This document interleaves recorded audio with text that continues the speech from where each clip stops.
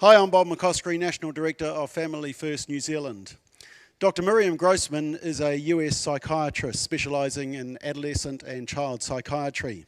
She recently came to New Zealand to speak at the annual New Zealand Forum on the Family, and during that time she spoke to a group of Auckland principals and boards of trustees and teachers about the sex education curriculum and her concerns about it. Thank you for taking the time to watch her presentation. Now, here's Dr. Miriam Grossman. Thank you, Bob. When I graduated from medical school, I took an oath. I stood up, I raised my right hand, and I swore to prevent disease whenever I could.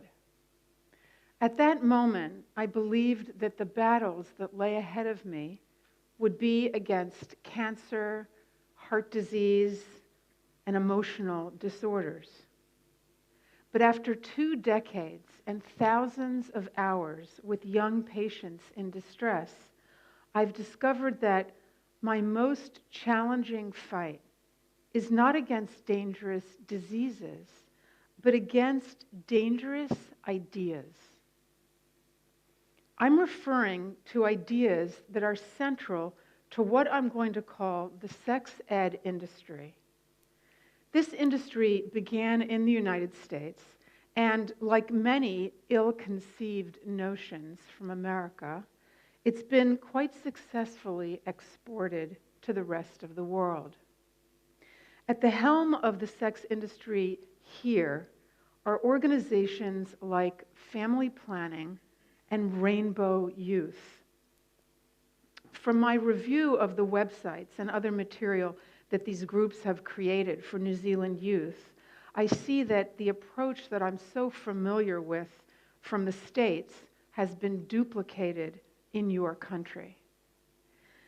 Now, as a physician, I have one objective: to keep people out of the offices of doctors and therapists. I'm going to demonstrate to you today how the sex ed industry makes my job more difficult. And I know that that's a strong statement to make, but the priority of groups like Family Planning is not sexual health. It is sexual freedom. The goal of these government-funded organizations is for students to be open to just about any sexual activity. Children are told that sexuality extends from cradle to grave. Early sexual activity with multiple partners is assumed, and high-risk behaviors are normalized, and an attitude of openness and adventure is celebrated. Now, these, of course, are the very behaviors that fuel the epidemics of genital infections, unwanted pregnancies, abortion, and emotional distress, whether or not a condom is used. Young people who practice the lifestyle endorsed by these groups have more doctor's appointments, not less. And that is so for a simple reason. When sexual freedom is the priority, when young people are given the okay to become sexually active and to explore and experiment with multiple partners, they do just that, and their sexual health suffers. You don't need a PhD in public health to understand this. All you need is common sense. Now, these problems are not abstractions to me. I'm reporting to you from the front line. Over the past 25 years, I've seen a steady stream of people come through my office who were suffering from the sexual decisions that they had made. Their suffering was 100% avoidable. To make matters worse, there wasn't much I could do for them because it was after the fact. Now, I'm not speaking about an occasional patient.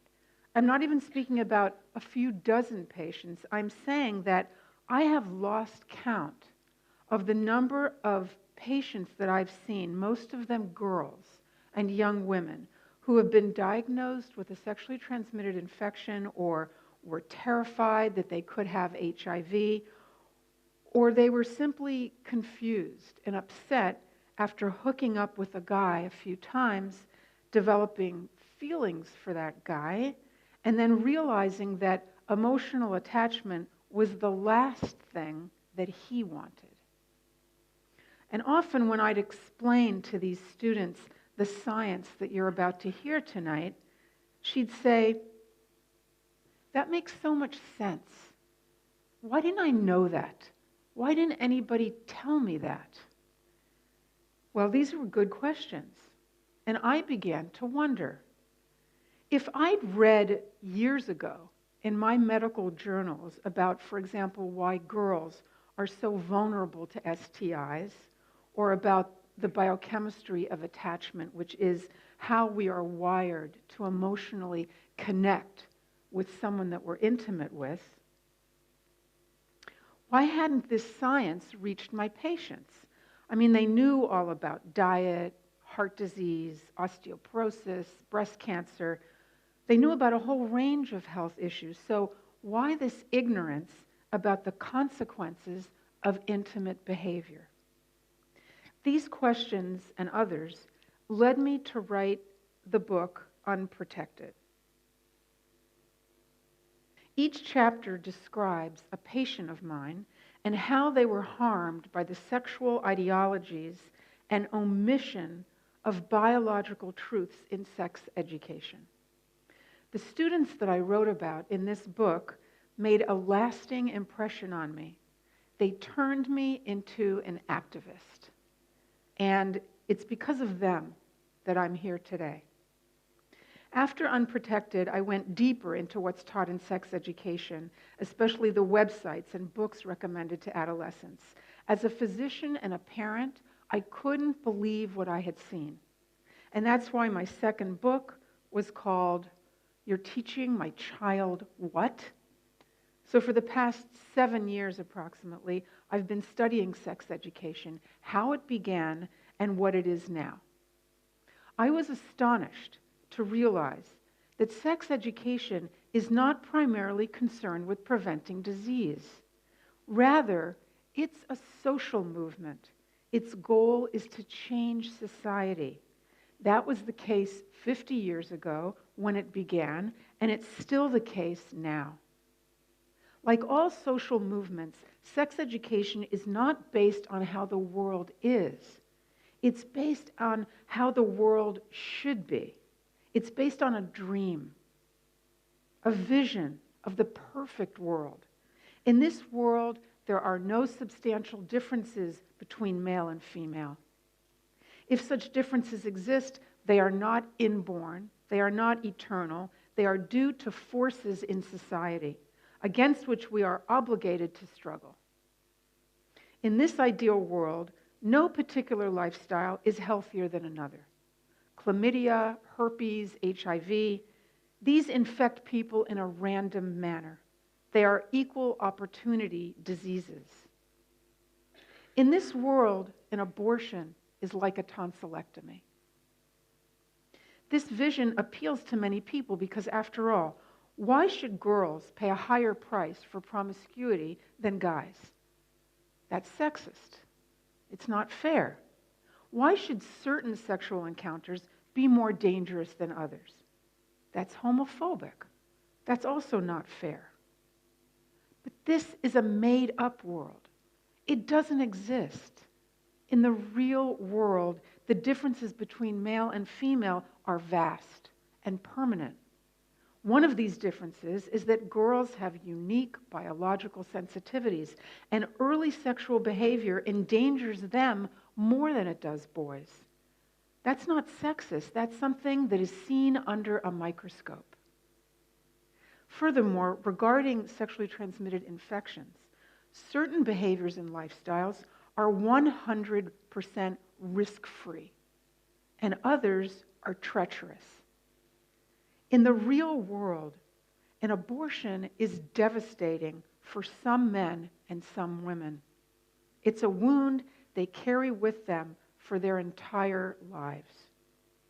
These are indisputable facts. There's no debating them. But when the facts, including the biological facts, challenge the sex educators' vision of a perfect world, they are omitted from sex ed. If what's seen under the microscope threatens their dream for society, it doesn't exist. That's why I contend that due to this ideology, young people, especially young women, are being sacrificed on the altar of political correctness. We all detest political correctness, but in my profession, in the medical profession, when information is withheld, if the consequences of abortion, for example, are whitewashed, if a particular sexual act is discussed in a casual way without waving any red flags, lives are endangered. So the goal is to change society and create a world without sexual taboos and restrictions. Each individual, regardless of age, makes his or her sexual choices. Each person decides how much risk he or she is willing to take, and no judging is allowed. These ideas are at the core of modern sex education, or as it's called sometimes, sexuality education. They are very dangerous ideas. 3 groups pay the highest price when biological truths cannot be told, and cradle to grave sexual freedom is celebrated. Girls, women, and men who have sex with other men. Please keep in mind that educators describe their material as accurate, ideologically neutral, and in the interest of the students' well-being. They claim to provide your children, your students, with all they need to know to make informed choices. And they insist that they're on the same page as parents. Now, I know that there's lots of variation from one school to the next in what students are taught. But I think it's important for all of you to know that when I reviewed the most popular websites and pamphlets created for young New Zealand people by Family Planning and Rainbow Youth, I found that they are not medically accurate, they are not ideologically neutral, and they do not provide students with all they need to know. I suspect also that what most teens hear at home is very different from what these groups are telling them. So these authorities promise one thing and do another. Where I come from, that's called a hoax. And I know that's a serious charge to make, but I promise you it's the result of years of research and careful deliberation. So what I'm going to do now is lay out the evidence that supports my argument. I must warn you, like Bob did, that I'm about to present some disturbing information, and I apologize in advance, but you must see it because this is what's being recommended to your students. So I'm going to show you some of the troubling things that young people are taught by groups like Family Planning and Rainbow Youth, as well as AIDS Foundation, and then I'll explain the science that's omitted from their message. First, the claim that's made by these groups that they are on the same page as parents. Almost 70% of New Zealand parents believe that teens should be encouraged to delay sex at least until after high school. And in public forums, in material that's written for parents and policymakers, the sex ed industry insists they have the same goal. For example, your Ministry of Education's sex ed guide for principals, boards of trustees, and teachers says a key message within our sexuality education program is the need to delay the start of sexual activity. And In the New Zealand Herald that came out a few days ago, there was an article about my visit here, and there was a response from Family Planning Chief Executive Jackie Edmond. And she said to the New Zealand Herald, "We support telling people to have loving, caring relationships and young people to delay having sexual onset." Now that sounds very good. That sounds like what we want to hear. But look at this family planning pamphlet for teens called Your Choice. It says, only you should control your sex life. Make sure it's your choice if or when you sleep with someone. Make sure you're really ready. Only you know when it is right for you. And from another one of their pamphlets that's called Questions and Answers to All Those Interesting Questions About Growing Up. There is no right age to have sex. The age someone chooses to have sex is different for everyone. It needs to be when it feels right for that individual person. A website called theword.org that family planning links to. Before you have sex for the first time, there are definitely a few things that need to be discussed. Are we ready? How comfortable do we both feel about becoming intimate with each other? Contraception. What options work best for you? Remember, it's best to use condoms, lube, and contraception until you are in a long-term committed relationship. Now, I've underlined that because it implies that you may not be in a long-term committed relationship. So kids are told it's up to you. There is no right age. Make sure you talk about contraception and make sure you feel ready. Now, some teens may ask, how do I know when I feel ready? So here's some more guidance from family planning. I think you're ready, this is a quote from another teen. I think you're ready to have sex if you feel it's right. If you hear little voices, don't do it, you should hold off. But if it's like, yeah, I'm ready, then okay. Now mind you, according to this advice, you could have a 13-year-old girl who meets a 16-year-old boy, and after a few days, if she hears little voices saying, I'm ready, do it, so long as a condom, according to family planning, it's just fine. So this is certainly not encouraging kids to delay sexual activity. Quite the opposite. And, I challenged Jackie Edmond to a debate, or really anyone from any of these organizations. We had the opportunity for a radio debate, but no one has stepped up yet to do that, unfortunately. Now let's look at the claim made by sex educators that parents should be the primary educators of their children. This is from another pamphlet for parents. Parents and caregivers are the first and most important sexuality educators of their children. Sex education ought to be taught at home. Now this implies that what the sex educators do is basically build on the parents' message, right? It implies that educators and parents are on the same page. But I'd argue that that's not at all the case. For example, look at this site to which family planning refers students. In fact, sex ed organizations introduce students to high-risk behaviors, discussing them as acceptable, healthy options. But these are activities that most parents don't want their children to even hear about. This is from the website Curious. I'm going to let you read this for yourself.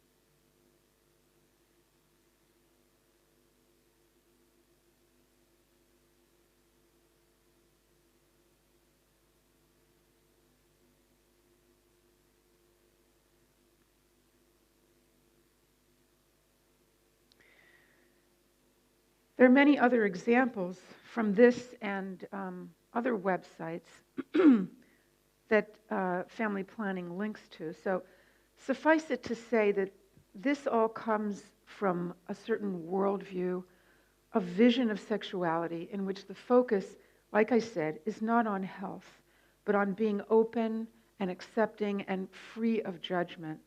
Of course, what's missing here is the biology that certain forms of sexual expression are much higher risk than others, with or without condoms. And the notion that all lifestyles are equal in terms of health is a dangerous one. Another one of those dangerous ideas that I referred to earlier. So the priority is sexual license, not health. And when sexual license or sexual freedom reigns, sexual health is going to suffer. The claim next of being medically accurate and science-based. I'm going to begin with the fact that girls are biologically more vulnerable to infection than boys, and they're not being informed of that. For example, regarding the human papilloma virus, the HPV virus, and that's a picture of it. It's actually a lot smaller than that. Why does the human papilloma virus infect girls so easily? In the States, we have 25% of all teen girls are infected with either mostly this virus and also the herpes virus. 1 in 4 teens.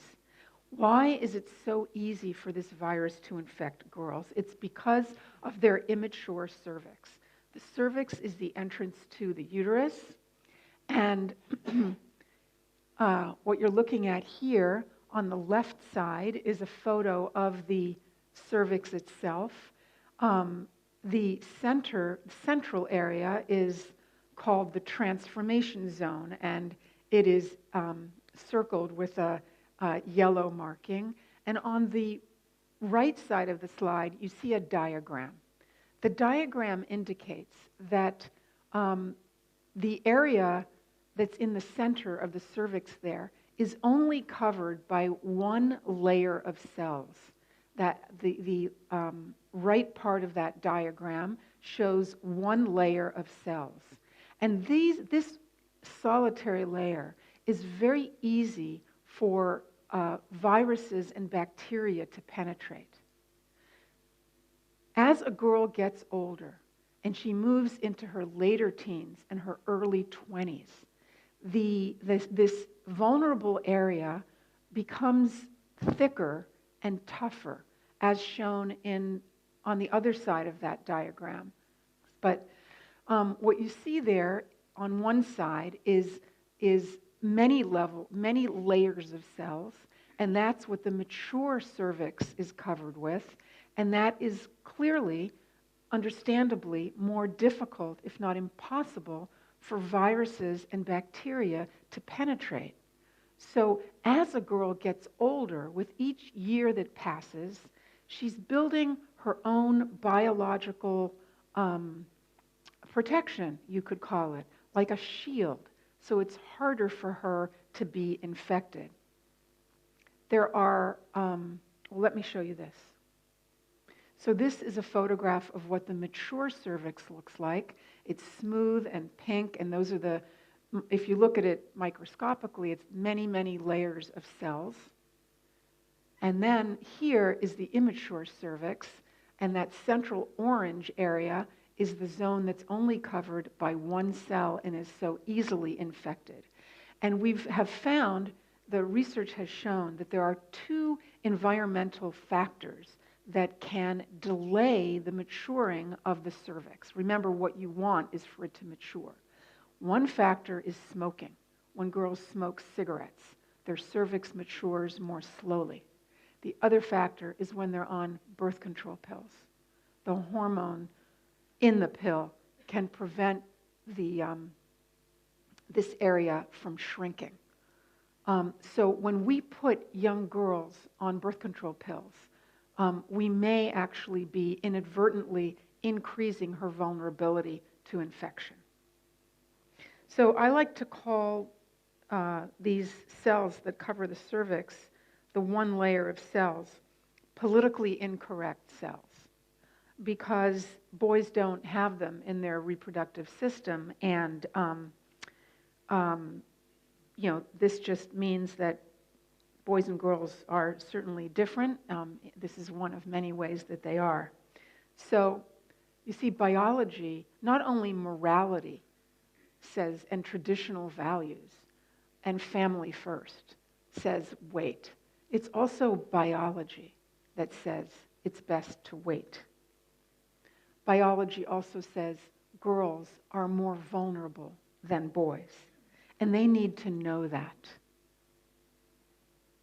Now, another interesting thing, I can't spend too much time on it because I have to get to so many other things, but another reason why it's easy to infect a young woman is that there are times in her cycle when her immune system is weaker. In the middle of her cycle at ovulation is when she's more vulnerable to infection because her body won't fight it off as easily. So, and this is well known. This has been known actually for decades, that sexually transmitted diseases pose a severe threat to women's health and fertility. Biological factors place women at greater risk than men. And this is unlikely to change even if your Council for Civil Liberties threatens a lawsuit. Didn't anyone think that was funny? But the science about girls' vulnerability is omitted from sex education, and all the while they claim to be feminists, advancing the welfare of young women. It's totally upside down. The immature cervix should be at the front and center for anyone teaching science-based sex education. Real feminism protects girls and women. A few more things about human papillomavirus is that the emotional consequences are often whitewashed. And I have a study here from New Zealand showing that 75% of patients experience depression and anger at their initial diagnosis of human papillomavirus, and for 1/3 of these, the feelings persisted for years. Now, I'll just remind you that this virus can cause both genital warts and in rare cases, cervical cancer and other cancers. But overall, sex education in my country, in your country, whitewashes what it's like for people when they find out that they have this virus, for which there is no cure. There are treatments available, but the warts often return. Now, I don't want to get too graphic, and I know that you just had dinner, or you're about, or tea. You just had tea, or you're about to have tea. So I won't get graphic, but to enter a relationship knowing that at any time you could have an outbreak of warts or blisters on your genitals, it's hard to feel beautiful. It's hard to feel attractive when you're diseased. So this is important stuff. Now, another big thing that is missing from sex education is that the human papilloma virus can be transmitted through oral sex into the mouth, and then it stays dormant in the mouth and the throat, and years later it can cause throat cancer. I also just learned this last week, that certain strains of the human papillomavirus are associated with increased heart disease. They think that the virus inactivates a gene that regulates heart disease. So anyway, there's so many things that we don't know about this. We shouldn't just say, like this fellow that interviewed me at the Herald, the New Zealand, is that what it's called? The New Zealand Herald. So we were talking about human papillomavirus, and he said, oh, well, everyone gets that. Everyone's going to get that. And I just said, what? What are you talking? He said, he really didn't want to hear about it, but the truth is that not everyone has this virus, and many people manage to escape it, and that is the ideal that we should be presenting to our students, not that everyone gets this. So I was saying that boys, getting back to the cervix and the one cell layer, that boys don't have this area of vulnerability in their reproductive system, but they do have it in their GI system, their gastrointestinal system. And this is one of many reasons why anal intercourse is so very dangerous. And this is one of those difficult subjects. You need to know, though, that kids are being taught that there are 3 types of sexual intercourse: vaginal, oral, and anal. And they do not, however, learn that even with a condom, anal intercourse is a high-risk activity. And this, again, is based not on morality, but on biology. And the vagina has these different properties. It has a low pH, which inactivates the HIV particle. The mucus has certain proteins that fight HIV. The lining is thick. There's stretching because the vagina obviously is a birth canal, and it's made to deliver a big 10-pound baby. So the vagina is constructed in a completely different way from the rectum, which is made differently. And also the rectum, I discovered in my research, has a kind of cell called an M cell. And those cells, I write about it in my book, they actually take HIV and deliver it right into the lymphatic system, which is where it wants to get to infect the person. So M cells are very dangerous, and you don't have them in the vagina. So these are some of the reasons why, for the transmission of HIV, anal intercourse is at least 20 to 30 times more dangerous than vaginal intercourse. Now, I like to give students and my patients the same advice that a friend of mine, his name is John Potterat, gave to his kids. John, for 30 years, was the director of all the STD and AIDS programs in a city called Colorado Springs. And he's authored about 200 publications about STDs, so he's really an expert. Before his kids became sexually active, he told them, the anus is an exit, not an entrance. This is not the Bible, he told them. This is science.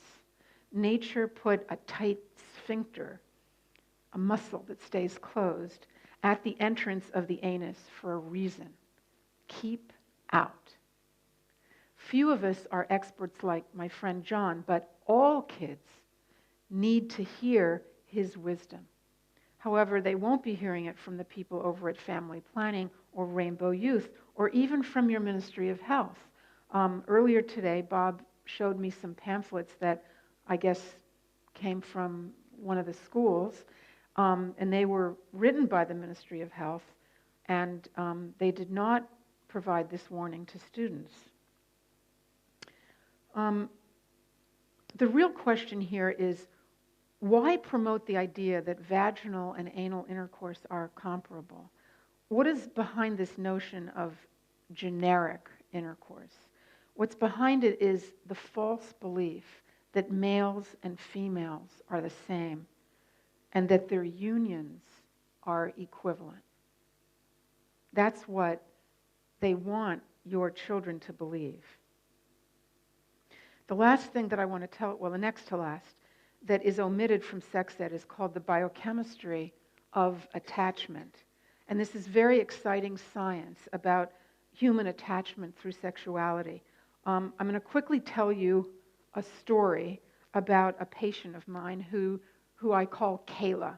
And she was having one-night stands or hookups. I worked many years in a student counseling center at a big university. So she was 18, and she came to my office because she'd been unable to get to class for 2 weeks. She was drinking and smoking pot most of the night and sleeping during the day. Kayla was vague about how she'd fallen into this pattern, but soon the discussion turned to David, a guy who lived down the hall. He was very nice and cute, and they hung out with the same group of friends. One night, they started kissing. One thing led to another, and they had sex. After this happened a few times, Kayla discovered that she had feelings for him. "I can't stop thinking about him," she said to me. "What's wrong with me?" Kayla found that the more time she spent with David, the more time she needed. She wanted a relationship with him. But he told her, no way. Now, Kayla knew that guys don't like high-maintenance girls, so she'd hook up with him and act like it didn't matter. That's what everyone else is able to do, she thought. Why can't I? But in fact, Kayla was always hoping to hear from David, constantly waiting for a text message and checking her email. She longed for some sign of connection, some indication that she meant something to him. People close to her noticed that she was getting irritable and moody, and because she couldn't concentrate on her work or sleep well, she began to drink and smoke pot to help her relax. David was always around because he lived right down the hall, and he was interested in hooking up with her, but not much else. Things spiraled downwards to a point where Kayla really was not herself. She was failing 3 subjects. She was abusing substances every night. And when she was high, she would hook up with other guys. I told Kayla that I'd get her help so she could stop smoking and drinking, and she was fine with that. Then I advised her to stop all hooking up. No kissing, no sex, nothing. At least not for now, I told her, because she's too fragile emotionally. Well, she just couldn't believe that. No kissing, she asked me? I can't kiss any guys? Kissing is an intimate behavior, I told her. It has an effect on you. How about trying it for 1 week? Can you agree to that? Okay, she said, but this is going to mean a big change of lifestyle. I'm going to need something to remind me. So there was a rubber band on my desk, one of those wide rubber bands. So I gave it to her, and I told her to write on the rubber band, "No hooking up." I told her to put it on her wrist and keep it there until our next appointment, so it would remind her of our conversation. Well, telling a patient to wear a rubber band with advice on it is not something that I learned in medical school, nor was it any more than a stopgap solution to this crisis. But I considered her behavior an emergency because whether or not she used a condom, I knew that she could show up at her next appointment pregnant or infected with a sexually transmitted infection. So I did whatever I could to help her stop these meaningless encounters. She took the rubber band, she wrote "no hooking up" on it, and she wore it. Now, what's wrong with this picture? Kayla was a bright girl. In fact, she was an honors student in high school. She knew very well what was and was not responsible sexual activity. In fact, Kayla and David had followed the guidelines for responsible sexual behavior, that sex be consensual, non-exploitative, honest, pleasurable, and protected. This was a list that I got from a website in the States where students are, it's like a family planning type of website for students. Kayla and David's encounters met these criteria. They followed the rules. So what went wrong? What went wrong is that, like so many girls, Kayla was naive and misinformed. She was completely unaware that as a woman, she has vulnerabilities related to sexual behavior that David doesn't. What went wrong is that she didn't realize sex is a serious matter. A single encounter, even with protection, can change your life forever. That's not sexist, that's biology. When Kayla is with David, her brain is flooded with the hormone oxytocin. This is a politically incorrect molecule. It challenges the belief that the differences between men and women are due to socialization. It also challenges the idea that sexual behavior can be easily separated from emotional attachment. A hormone is a molecule that travels from one organ to another with a message. Depending on the context, oxytocin carries different messages. During labor, it travels from the brain to the uterus with the message, contract and push out the baby. During nursing, it travels from the brain to the breast saying, make milk available. It also travels within the brain with messages about emotions and behaviors. If you take a virgin rat and you inject her with oxytocin and then put her in a cage with another rat's litter, she will act toward that litter as if those babies are her own. So oxytocin carries a message: create a bond, create an emotional attachment. And what's important for young people to know is that this hormone is released during intimate behavior as well. Intercourse is not necessary, and need I say that condoms have no effect on the actions of this hormone. Am I proposing that a casual sexual encounter causes a deep emotional bond, such as what you see between a mother and child?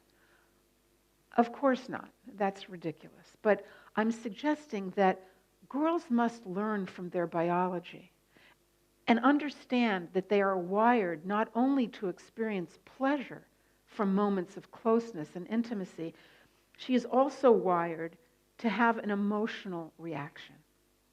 And I don't want to mislead you. Men also have hormones that promote attachment, and of course, they develop deep bonds to their partners.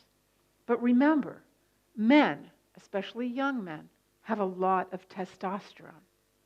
And testosterone drives them to want to distribute their DNA as far and as wide as possible. Another difference between male and female is that estrogen, the female hormone, ramps up the effect of oxytocin, and testosterone dampens it. And very interesting how, when is estrogen highest in a female? It's right before she ovulates. So the way that we are, if you want to say, if you believe in a creator, you can say the way we're created, or if you believe in evolution, you can say the way we've evolved. But whatever you want to say, at the time in a woman's cycle when she has the potential of creating a new life in her, is when she is most primed to connect to the person that she's with. Now, in addition to promoting feelings of attachment, oxytocin also affects our judgment and our risk-taking. It dampens the area of the brain that waves red flags when you're about to do something dangerous. So instead of being very cautious about things, instead of a red light, you're going to have a yellow light or a green light. It affects that area of the brain called the amygdala that's supposed to alert you to something that you're about to do that may not be smart. Oxytocin affects that area as well. So basically, when Kayla is getting it on, as they say, with David, the oxytocin that's being released affects how she thinks and feels. And this is also very interesting. I'll just take a second. Oxytocin is being used in people with high-functioning autism or Asperger's disorder, because autism, as you know, is a disorder of connection. These individuals have a lack of attachment to other people. They feel anxious with people. They don't read social cues well. They don't read facial cues well. They avoid looking into people's eyes. And it's been found that when you give them some oxytocin, they improve in those areas. So oxytocin switches love and trust on, and it switches caution and aversion off. So When Kayla asked me what's wrong with her for feeling attached to David and yearning for some sign that he was attached to her, I told her, there's nothing wrong with you. There's nothing wrong with you. She was relieved to discover she wasn't crazy. The only thing wrong with this young woman was her ignorance of her unique female wiring. About that, she didn't have a clue. But how could she? The sexuality experts who promised to provide her with medically accurate, up-to-date information failed to do so. I'm going to quickly go through the issues with condoms. These are quotes from family planning brochures about condoms. These are great at helping to protect you from STIs. Used correctly, they are 98% effective. If used correctly every time, they are 90% effective. Get them from your clinic. You can get heaps for $3. Now, this is a problem because the real numbers are, in terms of pregnancy, perfect use by adults. Perfect use.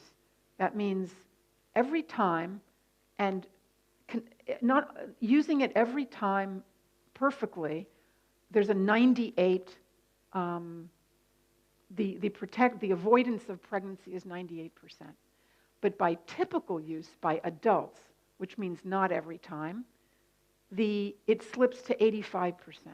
This is only vis-a-vis conception, avoiding pregnancy. So if we look at what the numbers probably are for teenagers, whose typical use is going to be worse, we can assume, than adults, when you think of alcohol use and impulsivity and so on. So it's going to be under 85%. But the question was asked in 2001. There was a meeting of experts outside of Washington, D.C. What is the scientific evidence on the effectiveness of latex male condom use to prevent STD transmission during vaginal intercourse? And they met for a week and talked and compared and went through the research, and this was their answer. That meant that it depends on the organism. There are many different organisms that we're looking at. The best numbers are for HIV, and that number is 80%. The worst numbers are for the human papillomavirus, which is probably around 0%. So even when condoms are used 100% of the time, a lot of people are still going to get herpes and human papillomavirus because these viruses live on skin that is not covered by condoms. And even if you don't have a blister or a wart, the virus can be present on the skin, and a person can share them with somebody else. So what bothers me, and what should bother all of you, is that these terms are being used like very good protection, very effective protection, excellent protection, even moderate protection. In this study of herpes, 100% condom use only lowered the risk by 30%. Now, herpes this is not fun to have herpes. This is devastating. And to only have a 30% lower risk, I would not call that moderate protection. Now, I want to just mention that these studies all referred to vaginal intercourse, not anal intercourse. And the Food and Drug Administration in the United States, which is responsible for approving medical devices, and condoms are considered a medical device, if you go to their website, they will say condoms may be more likely to break during anal intercourse. Even if the condom doesn't break, anal intercourse is very risky. Condoms provide some protection, but it's simply too dangerous to practice. And this was said by one of our Surgeon Generals years ago. It's still on the website there. And I believe that this is what we should be telling young people. It's simply too dangerous to practice. A word about the teen brain. There's just so much science here that I could tell you. I'm just picking a few vital things. All of us who have worked with young people, with teens, know that, how should I say it, they do goofy things. Use that word goofy, right? They do goofy things. And then the next day, when you say to them, what were you thinking? Well, what do they say? They often say, I guess I wasn't thinking. And we've discovered now, this is so amazing, we've discovered that the part of their brain, the part of anyone's brain that is responsible for thinking things out, for analyzing, for thinking of consequences, what's going to be in the future if I do such and such, that is the part of the brain that matures last. And it actually doesn't mature until the mid-20s. And what I have here is an advertisement that was run by a company that sells car insurance. It's called Allstate. And they drew on this research about the teen brain to explain to people why the insurance rates are so high for teenagers and young adults. But then when you reach 25, the rates go down. So this was their ad. Why do most 16-year-olds drive like they're missing a part of their brain? Because they are. And there you have, it says there,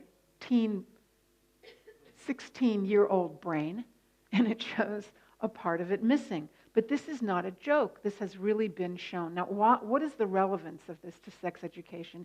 It's very relevant to sex education because one of the core ideas of sex education is that all we need to do is give young people information and birth control and reproductive health services. Just give them information, truckloads of condoms. Just keep giving it to them. But we know now that very often the reason for their poor decisions is not that they don't have the information. It's that they don't have the good judgment. And think about it. With condoms, we're asking teenagers in the heat of the moment, we're asking them to suddenly stop and find the condom, make sure it hasn't expired, open it up, put it on properly. I mean, come on. That's called realistic?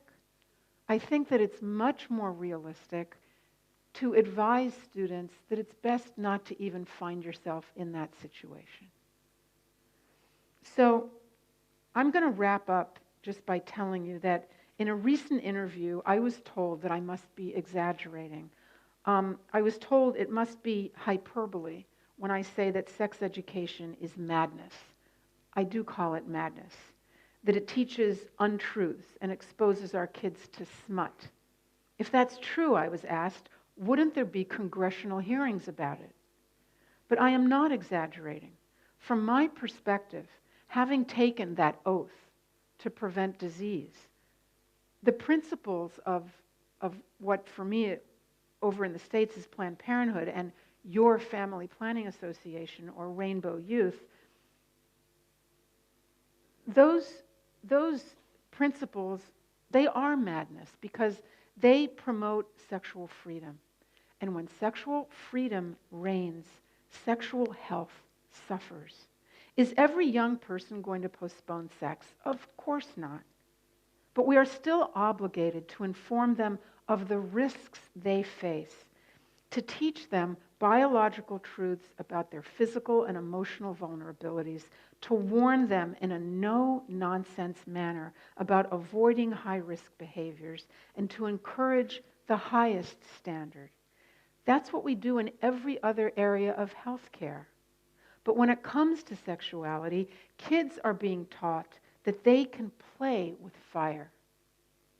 And the waiting rooms of doctors and therapists are filled with people who have been burned, inside and out.